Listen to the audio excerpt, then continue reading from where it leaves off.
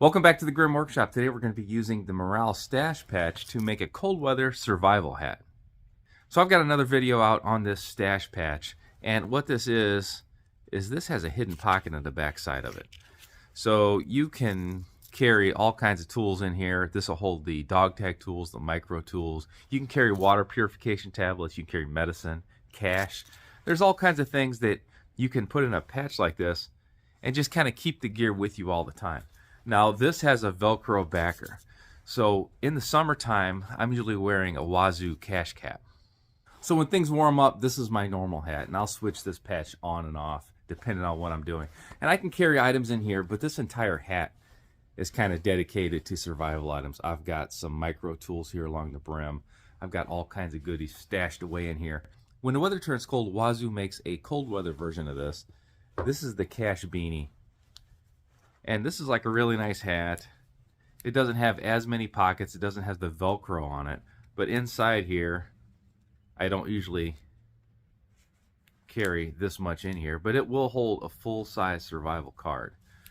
Now, this is a great hat. I've had this several years. This is actually like handmade wool. This is a really nice hat, and that's one of the shortcomings of it. I really protect this hat. It's kind of expensive, and when I'm out here making sawdust or I'm walking through thick brush, this hat is going to get dirty. This hat's going to be snagged, and in that case, I usually wear an acrylic hat. So today we're going to take an inexpensive hat, and we're going to take a morale patch and one of the needles off a Grim card, and I'm going to show you how to sew this on. There is a dedicated sewing card, and this one is really nice, but most of the signature cards have needles on them, as they should. A needle is an outstanding thing to have with you in the woods. So this is the Joe Flowers. He's got a pretty unique design with an open eye. I just grabbed a couple for an example. Zachary Fowler, he has a curved needle on his as well as a really short version. And here's the Bob Hansler. Again, he's got curved and straight. So most of the signature cards, a lot of those survival cards, they're all going to have needles. So any of these needles are going to work exactly the same. So there's a couple different style needles. There's straights and there's curved. And this one here is off the Joe Flowers card. And you see it's got this little C cut here. That makes it a little bit easier to thread the needle if you don't have the best eyes in the world. This one is off the sewing card, and there's several to choose from on the sewing card, but some of them have that small little C cut as well. For this project, I'm just going to be using the standard eye needle. There are a lot of different stitches that have different applications. Because this is going to be on a Velcro panel and it's going to be peeled on and off, we're going to want to go with a strong stitch with this. So we're going to be using a back stitch. So if you've never sewed before, that's fine. I will show you everything you need to know. If you are pretty familiar but you don't quite know the back stitch or you don't remember how to finish it, that's fine. We'll catch you up. However, this would be a really good time to call your mom or your grandma and check it out from them as well. They probably do a much better job than I do, and they're probably going to make you cookies when they're done. This is just the standard white thread, and this is going to show up pretty well on our sample piece. When I sew it on for good, I'm going to be using a black thread so that you don't notice the stitching, but then you're not going to be able to see it as well either. So I'm going to take about an arm span of thread, and this is going to work with anything. You could use inner strands of paracord, you could use artificial sinew, dental floss, but you're going to get the best results using purpose-built thread. So once you thread that needle, there's a couple different ways to do this. You can give yourself like a tail of maybe 5 to 6 inches. And if I'm short on material, this is what I'll do. And I'm just holding this in my hand as I'm going in and out. You can also double this up. So when you double it up, you're using twice the material, but it's also twice as strong. So we've got the thread run through double, and we just need to put a stopper knot on the bottom. And it's got to be pretty significant knot, but that's going to kind of depend on the material. So I'm just going to keep tying overhands until it bulks up, and I'm happy with it.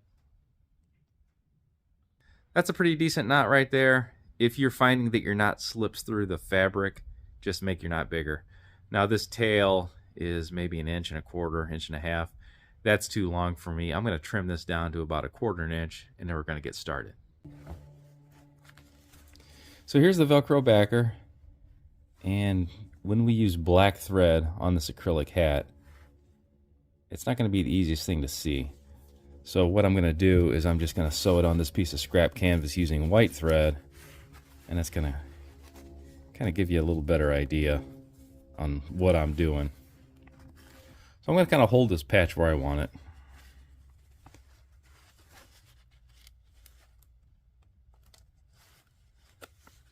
And I want my needle approximately maybe an 1/8 inch or so from the edge. If you go too close to the very edge of this, you're going to just not have any strength with it.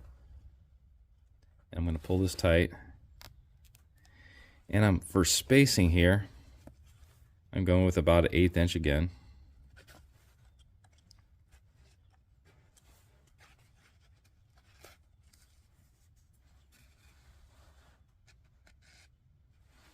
Okay. Now I'm going to come up from the bottom, about that same spacing, push it all the way through. Now we're going to go back through. So I'm going to go back through this same hole.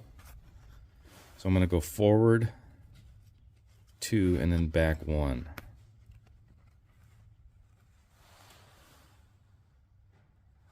There, that's a nice strong stitch. Now I'm going to go up and under about that same spacing.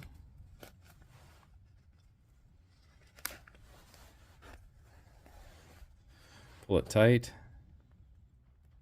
Now go back into the hole of our first stitch.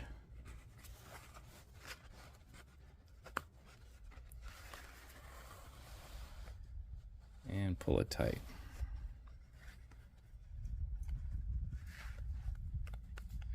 So you're going to catch your fingers, it's okay. And if it's not where you want it, just go ahead and pull the needle out and put it where you need it. So when you're using black thread, a lot of your mistakes are going to be covered up, but you still want consistency. You're going to look for the same size stitches. You're going to be looking for straight lines.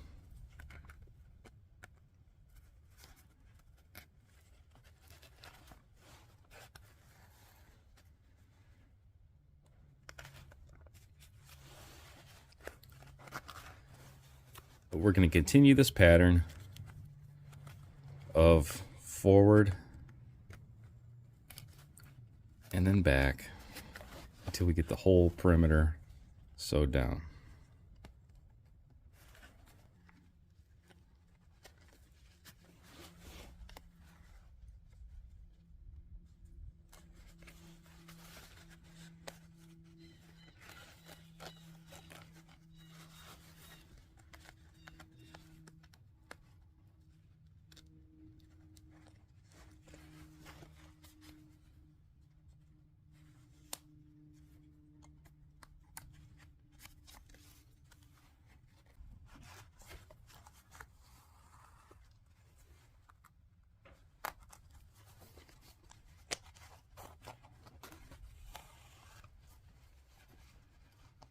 So once you get the hang of this double stitch, you can stay on one side of the material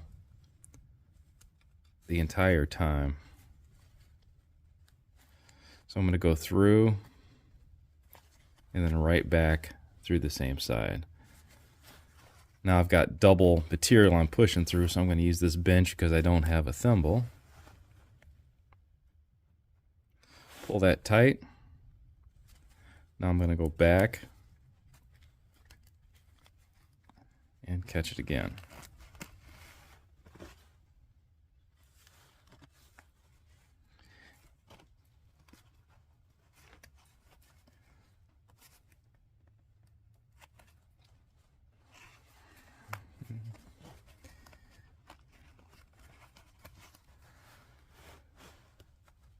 So we've done that same pattern all the way around, and when this is used with black thread, you're not going to see this. You're not going to see little imperfections that you did. So we're going to go back in. Now on the inside of the fabric where you're not going to see it, we're going to finish this off. So I'm just going to grab just a little bit of the fabric with the needle.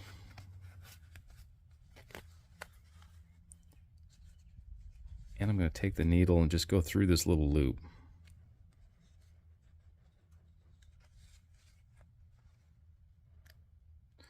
So I'm going to go around it 3 or 4 times and pull it tight. So that's plenty strong enough to attach our patch. It will be on there for the lifetime of that hat. And when we want to change it out, we can peel that Velcro off without peeling our backer off the hat. So I don't mind wearing this hat outside, getting dirty, and I'm just going to cover this factory patch up with that Velcro panel. If you want to take the Velcro patch off of your practice piece, or if you make a mistake, there's a seam ripper included in the sewing card. I'm going to sew that black patch onto this dark colored hat, so that's not going to be the easiest thing to see. I'll show you when we're done. When you're doing a hat like this, you just have to make sure that if it's got a cuff on it like this, that you open this up. You don't want to sew the 2 pieces together.